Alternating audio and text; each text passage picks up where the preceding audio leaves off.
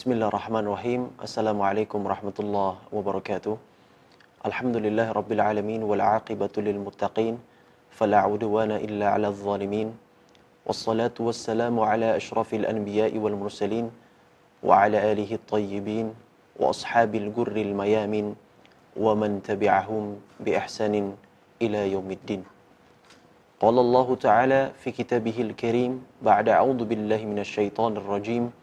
Ya ayyuhalladzina amanu taqullaha haqqa tuqatih wa la tamutunna illa wa antum muslimun.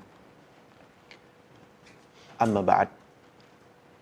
Teman-teman sekalian yang dimuliakan Allah Subhanahu wa taala. Pertama-tama marilah kita panjatkan puji dan syukur kita atas kehadirat Allah Jalla Jalaluh yang telah memberikan kepada kita nikmat iman dan juga nikmat Islam, yang mana kedua kenikmatan ini banyak dilalaikan kebanyakan manusia. Kedua kalinya salawat dan salam tak pernah lupa tercurahkan kepada baginda besar kita Nabi Muhammad SAW beserta para keluarga, sahabat, istri beliau dan para pengikutnya hingga akhir zaman. Amin amin ya rabbal alamin. Teman-teman sekalian yang dimuliakan Allah Subhanahu wa taala, bagaimana kabarnya? Semoga senantiasa sehat dan dalam lindungan Allah Subhanahu wa taala. Kita akan melanjutkan serial sharing Insabilis Salam, yang mana pada kali ini nuansanya akan sedikit berbeda, yang mana mungkin kita akan sedikit berpikir ya, artinya sedikit merenungkan secara langsung, yang mana ini berkaitan tentang keyakinan yang sangat riskan di dalam agama kita. Teman-teman sekalian yang dimuliakan Allah Subhanahu wa taala, agama Islam adalah agama yang rahmatan lil alamin. Allah Subhanahu wa taala berfirman dalam surat Al-Anbiya ayat 107, "Wa ma arsalnaka illa rahmatan lil alamin." Tidaklah kami mengutus engkau wahai Muhammad melainkan sebagai rahmat untuk semesta alam. Teman-teman sekalian yang dimuliakan Allah, Islam juga sebagai agama pembeda antara hak dengan yang batil. Islam adalah ajaran yang dibangun di atas pondasi yang dengannya kita dapat beramal soleh. Dan juga teman-teman sekalian yang dimuliakan Allah Subhanahu wa taala, Islam, wujud keislaman seorang hamba yaitu dengan meyakini sebenar-benarnya rukun iman yang 6 dan juga rukun Islam yang 5. Dengan begitu akan terciptalah akidah yang salimah atau akidah yang selamat, yang dapat mengantarkan manusia kepada kebaikan yang banyak, bukan hanya di dunia, tapi keselamatan kita juga di akhirat.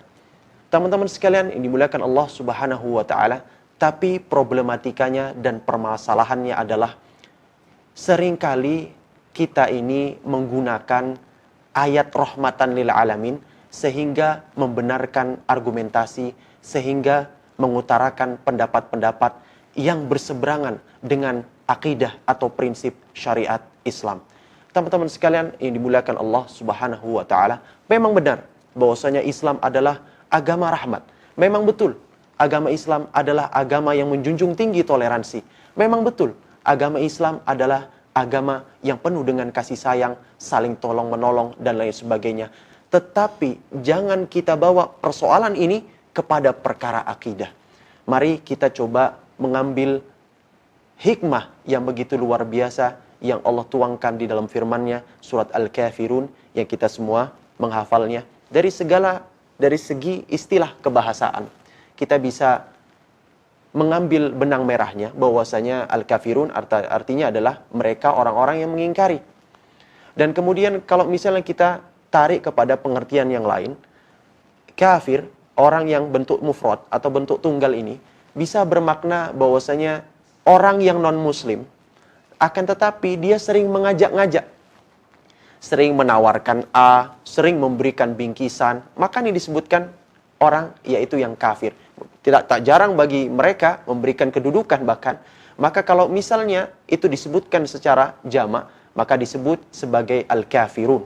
Teman-teman sekalian yang dimuliakan Allah Subhanahu wa taala, kita bisa melihat bahwasanya ayat ini dijelaskan oleh Imam Ibnu Katsir rahimahullah ta'ala, beliau menjelaskan dalam tafsirnya bahwasanya sebab turun atau asbabun nuzul dari ayat ini atau dari surah yang agung ini adalah ketika itu utusan dari kaum kafir Quraisy menghadap kepada baginda Nabi Muhammad sallallahu alaihi wasallam, yang mana ketika itu mereka ingin beribadah kepada Allah, dan kemudian Rasulullah meminta kepada Rasulullah, mengajukan proposal kepada Rasulullah. Rasulullah sallallahu alaihi wasallam juga beribadah kepada sesembahannya, berhala dan lain sebagainya selama 1 tahun. Begitu pula Nabi Muhammad sallallahu alaihi wasallam, mereka akan beribadah kepada Allah Subhanahu wa taala selama 1 tahun. Kemudian setelah itu Imam Ibnu Katsir menukilkan perkataan dari Ibnu Ishaq, yang mana Ibnu Ishaq mendatangkan riwayat dari Ibnu Abbas radhiyallahu an, bahwasanya ketika itu menghadaplah kepada Rasulullah sallallahu alaihi wasallam utusan-utusan dari kaum kafir Quraisy, di antaranya yaitu Walid bin Mughirah, kemudian As bin Wail, kemudian Aswad bin Abdul Muttalib, setelah itu Umayyah bin Khalaf. Kemudian setelah itu mereka menemui Rasulullah sallallahu alaihi wasallam dan mereka mengatakan kepada baginda sallallahu alaihi wasallam, "Wahai Muhammad, mari kita saling bersama-sama, mari kita saling ikut serta, mari kita saling-saling bahu-membahu."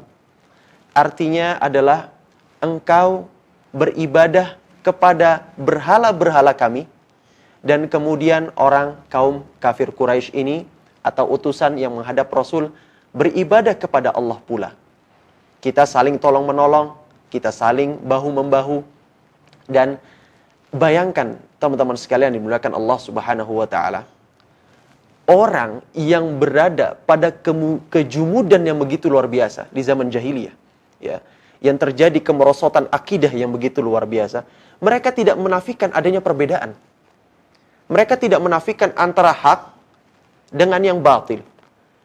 Artinya adalah mereka menganggap bahwasanya ajaran yang saat ini dia anut dengan baginda sallallahu alaihi wasallam ada perbedaan. Dan kita lihat dewasa ini, subhanallah, ya, sebagian saudara kita menganggap bahwa seluruh ajaran itu sama. Waliyadzubillah. Subhanallah, bahkan tak jarang dari mereka merupakan cendekiawan muslim. Maka sangat miris bagi kita bahwasanya seharusnya kita lebih sadar dengan tingkat teknologi yang mengelilingi kita. Segala informasi bisa kita raih dengan mudah. Maka lebih utamanya kita menyerap serta lebih teliti terhadap berita-berita yang beredar atau bahkan dari pendapat-pendapat yang begitu luar biasa ini. Teman-teman sekalian, ini dimuliakan Allah Subhanahu wa taala. Kemudian mereka melanjutkan, apabila pada akhirnya ternyata agama kalian lebih baik, maka tentu kami sudah ikut serta dan telah mendapatkan keberuntungan dari ajaran kalian. Kami telah mendapatkan keberuntungan dari ajaran kalian. Begitu pula sebaliknya. Lihat bagaimana teman-teman sekalian dimuliakan Allah Subhanahu wa taala. Ucapan yang begitu sangat indah. Proposal pengajuan dari kaum kafir Quraisy yang diajukan kepada baginda sallallahu alaihi wasallam ini begitu halus sekali. Ya. Dan bahkan retorika berbicaranya begitu cantik, penyampaiannya begitu lugas, namun ternyata teman-teman sekalian isinya adalah racun. Ini sudah dikabarkan oleh Allah Subhanahu wa taala di dalam surat Al-Baqarah ayat 204. Allah Subhanahu wa taala mengabarkan bahwa akan ada orang-orang yang datang di sekitar kita, muncul di tengah-tengah kita, ketika berbicara begitu luar biasa, begitu pandai bersilat lidah, akan tetapi yang dikeluarkannya adalah keraguan, yang dikeluarkannya adalah jalan-jalan syaitan, yang dikeluarkannya adalah racun. Teman-teman sekalian yang dimuliakan Allah Subhanahu wa taala, ketika kita melihat ayat di dalam Quran yang tidak disebutkan waktunya dan kemudian tidak disebutkan siapa failnya atau pelakunya, maka rumus tafsirnya adalah pelajaran ini akan muncul di zaman kita. Allah Subhanahu wa taala berfirman, "Wa minan nasi may yu'jibuka qawluhu fil hayatid dunya. Dan sebagian manusia ketika berbicara, subhanallah, begitu pandai bersilat lidah. Bahkan tak jarang mereka membawa-bawa dalil. Wa yushhidullaha ala ma fi qalbih. Dan mereka terkadang memotong ayat-ayat Allah dan kemudian memplesetkan hadis-hadis Rasulullah SAW. Namun ketika diingatkan subhanallah, mereka menjauh. Mereka tidak ingin, dan dia tidak ingin mendengar nasihat dari saudaranya. Dan kemudian kata Al-Quran, wa huwa aladul khisam. Maka mereka itulah yang sangat berbahaya. Teman-teman sekalian yang dimuliakan Allah Subhanahu wa ta'ala. Allah Ta'ala berfirman di dalam surat Al-Kafirun ayat yang pertama. Allah Ta'ala berfirman, Bismillahirrahmanirrahim. Qul ya ayyuhal kafirun. Katakanlah, wahai Muhammad, ya ayyuhal kafirun. Wahai orang-orang yang berbeda akidahnya denganku. Lihat di situ, Allah Subhanahu wa taala memerintahkan Nabi untuk mengatakan. Artinya adalah Nabi saja yang dekat dengan Allah. Nabi saja yang dijamin masuk surga oleh Allah Subhanahu wa taala tidak luput dari perintah Allah. Bagaimana dengan kita yang tidak ada garansi surga dari Allah Subhanahu wa taala? Bagaimana dengan kita yang tidak ada kemungkinan, artinya garansi, jaminan surga dari Allah Subhanahu wa taala, justru malah kita terperdaya dengan amal soleh kita.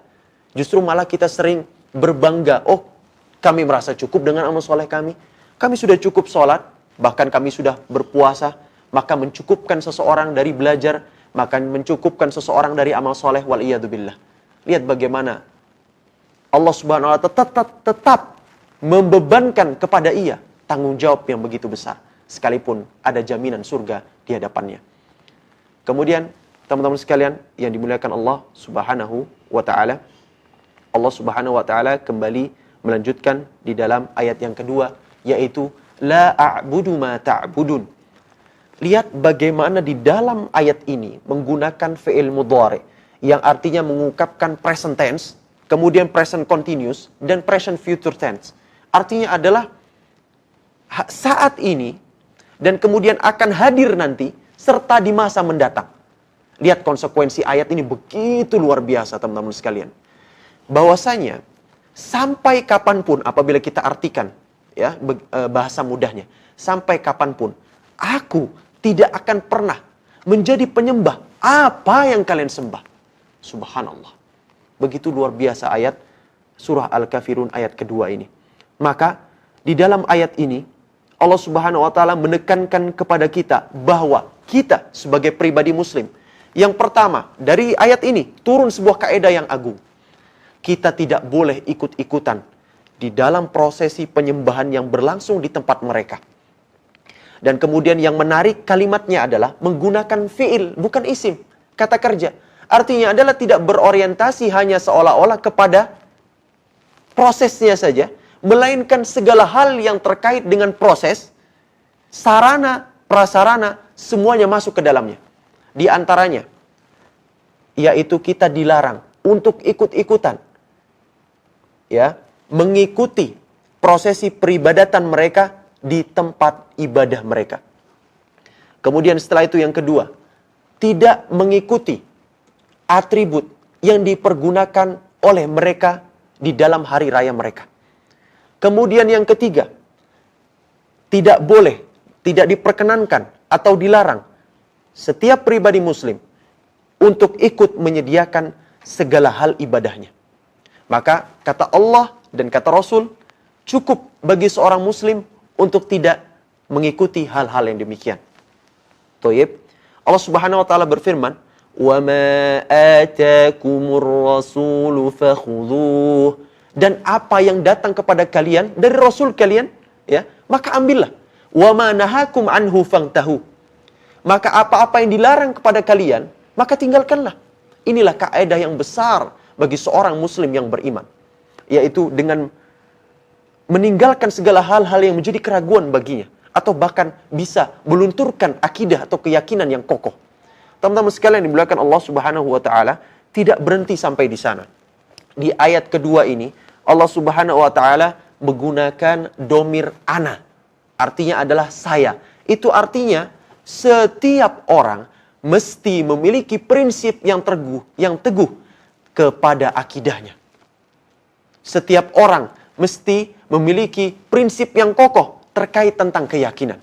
Karena nanti kelak di yaumil akhir, di alam kubur, kita tidak ditanya, man rabbuhu, siapa Tuhannya, atau siapa Robnya ibu kalian, siapa Rob kalian, siapa Rob Pak D kalian, tidak. Akan tetapi, man rabbuka, siapa Rob kamu, anta, menggunakan domir kamu. Artinya kita akan diinterogasi oleh Allah Subhanahu wa Ta'ala berhadapan. Maka jangan kita menjadi orang yang mengekor dalam hal keyakinan. Kita lihat ibu kita mengikuti prosesi A, kita ikut. Kemudian ibu kita atau Pak D kita mengikuti prosesi B, kita ikut. Subhanallah. Kita jangan sampai seperti daun-daun yang berguguran, satu berguguran, yang lainnya berguguran. Apakah Anda ketika ibu Anda nyemplung ke dalam got, atau Pak Ade Anda nyemplung ke dalam got, Anda akan ikut juga? Kan tidak mungkin demikian. Oleh karena itu setiap orang mesti memiliki prinsip yang kokoh dalam akidahnya. Ini bukan perkara yang sepele, teman-teman sekalian yang dimuliakan Allah Subhanahu wa Ta'ala. Setiap orang itu kelak akan ditanyakan di hadapan Allah Subhanahu wa Ta'ala.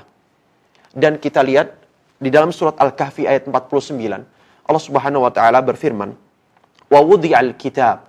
Ketika itu catatan amal dihadapkan kepada mereka. Fataral mujrimina musyfiqina mimma fih. Dan maka kalian akan melihat orang yang berdosa, ya, ketakutan terhadap apa yang tertulis di dalamnya. Wa yaqulu ya wailatana. Dan mereka mengatakan, betapa celakalah kami. Mali hadzal kitab. Kitab apakah ini? La yughadiru saghiratan wala kabiratan illa ahsaha. Tidak ada dosa kecil maupun yang besar, melainkan semuanya tertulis dengan rapi. Wa wajadu ma 'amilu hadira, dan telah kudapati segala apa yang telah kuperbuat di hadapanku saat ini. Wala yadhlimu rabbuka ahada, dan Rabb kalian tidak akan menzalimi seorang jua pun. Maka teman-teman sekalian lihat penyesalan orang yang berada di yaumil akhir. Mereka ingin beramal soleh. Mereka ingin bertakwa kepada Allah. Dan mereka ditanyai, diinterogasi oleh Allah Subhanahu wa Ta'ala, dan tidak bisa mewakilkan siapapun kecuali kita nanti yang akan menjawab di hadapan Allah Subhanahu wa Ta'ala. Kemudian di ayat berikutnya Allah Subhanahu wa Ta'ala berfirman,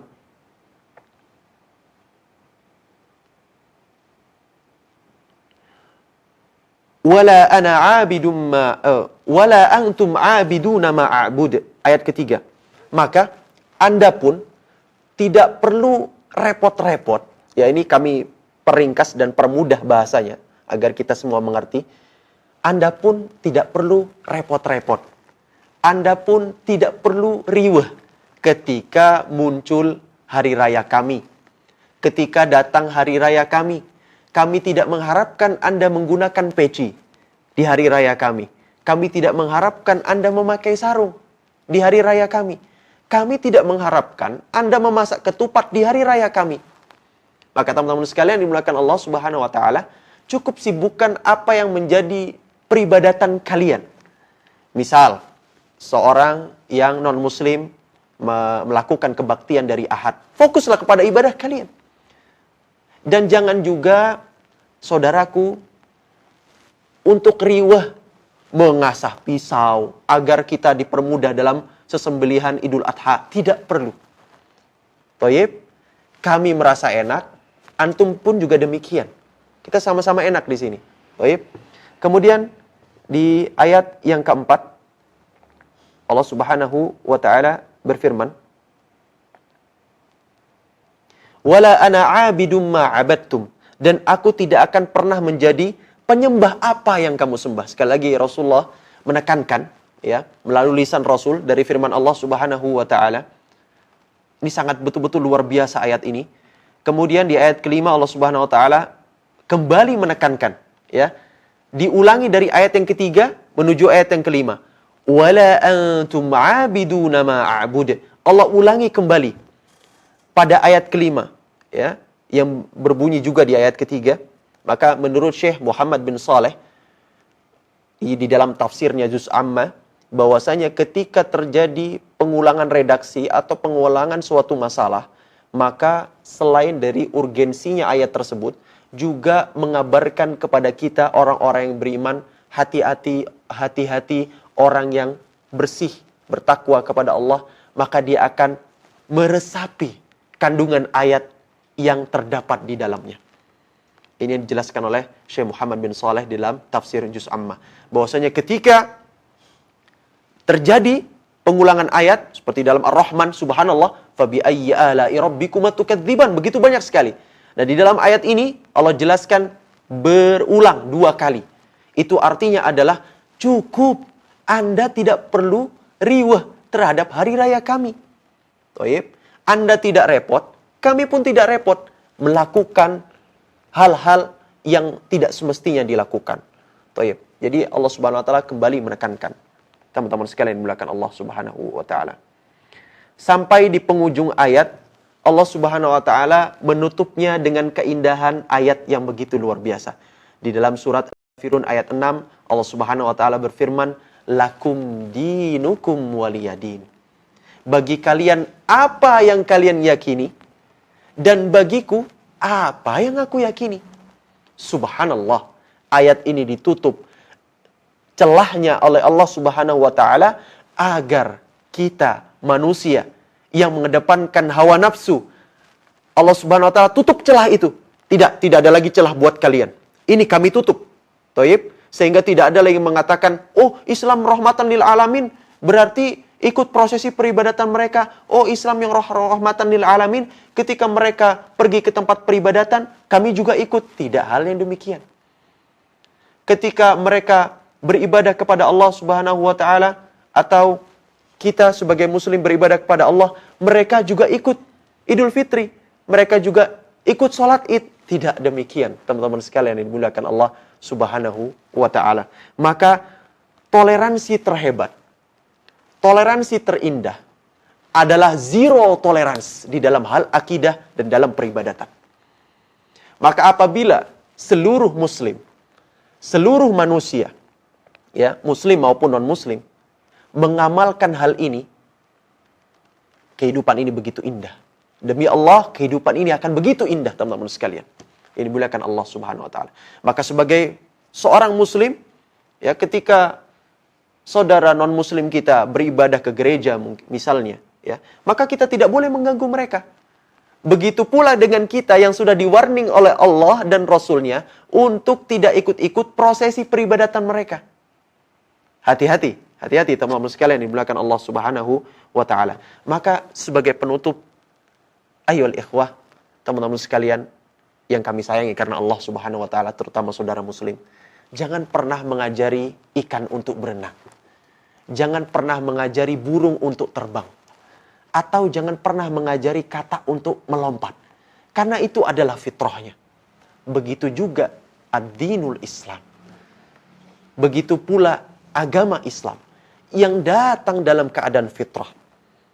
Rasulullah sallallahu alaihi wasallam bersabda, "Kullu mauludin yuladu ala fitrah."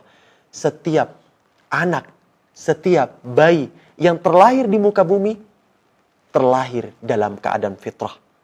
Fitrah bermakna Islam. Maka mustahil kalau misalnya Islam lalat masuk ke dalam minuman kita saja diatur, kita tidur miring kemana saja diatur, bahkan makan dengan tangan kanan, atau bahkan dengan amalia-amalia yang lainnya diatur, apalagi muamalah kita dengan non-muslim. Maka teman-teman sekalian dimuliakan Allah Subhanahu wa taala, Islam adalah agama yang paripurna, Islam adalah agama pelengkap atau penyempurna dari ajaran-ajaran sebelumnya. Maka sikap kita sebagai mukmin, ketika datang perkara, serahkanlah kepada Allah dan Rasul-Nya, kembalilah kepada Allah dan Rasul-Nya. Dan sebaik-baik tuntunan adalah tuntunannya para salafus saleh, adalah tuntunannya generasi-generasi terdahulu.